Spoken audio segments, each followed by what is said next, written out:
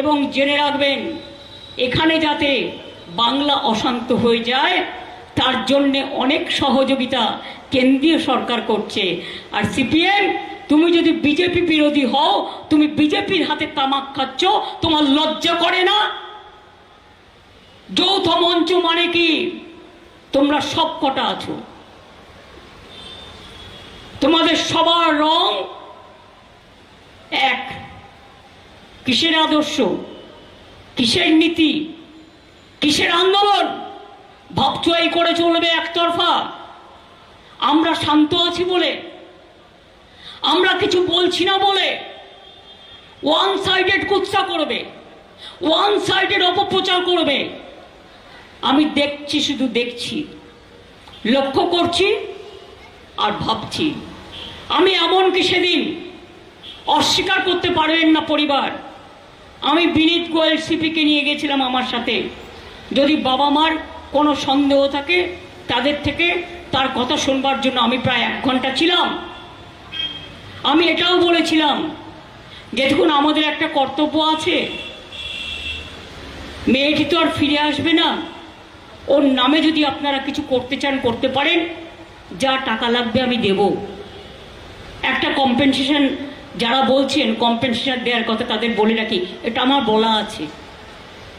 হ্যাঁ, আমরা 10 লক্ষ টাকা তো দিতেই পারি পরিবারকে, কিন্তু ওর মা যেটা আমায় বলেছে, I must be very clear যে আগে মেয়ের বিচার হোক, তারপরে আপনাকে বলবো। ওনারা এটা বলেছেন আমায়, আমি জাস্ট কোট করছি। এবং তাছাড়াও আমি ওনাদের যখন বললাম, ওনাদের যাদের যাদের প্রতি সন্দেহ হচ্ছে নামগুলো বলুন, কি কি খবর আছে বলুন, আর আমাকে রবিবার পর্যন্ত টাইম দিন।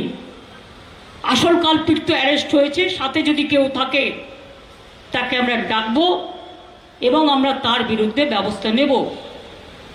উনি কিছু কথা বলেছিলেন, সঙ্গে সঙ্গে পুলিশ বলেছিল আমরা সবাইকে ডাকবো, এবং জুনিয়র ডাক্তারদের কিছু লোককে তারা অলরেডি ডেকেছিল, তাছাড়াও আরও অনেককে ডেকেছিল। এভিডেন্স তো কলকাতা পুলিশের হাতে ছিল। হ্যাঁ, আমরা ওটা সিবিআইকে হ্যান্ড ওভার করে দিয়েছি। আমরা চাইব, যেহেতু আমাদের টার্গেটেড টাইম ছিল রবিবার পর্যন্ত, এই রবিবারের মধ্যে তারা কেস করে তারা ফাঁসি দেবে, এটা আমরা চাই। কারণ মনে রাখবেন, আমি কিন্তু বালুরঘাটের একটা কেসে 3 দিনে চার্জশিট করিয়ে দিয়েছিলাম। আর কামদুনির কেস যারা বলছেন তারা জেনে রাখুন, আমরা দুজনকে ফাঁসির কথা বলেছিলাম, কিন্তু হাইকোর্ট ওদের ফাঁসি মুকুব করে দেয় এবং তাদের যাবজ্জীবন করে দেয়। আমাদের দিক থেকে কোনো ত্রুটি ছিল না, তারা সবাই জেলে আছে এখন। এটা আপনাদের জানবার জন্য বলছি। এবং মনে রাখবেন, কোনো খারাপ ঘটনা সেটা আমার বাড়ি বা আপনার বাড়ি নয়। খারাপ অলওয়েজ খারাপ।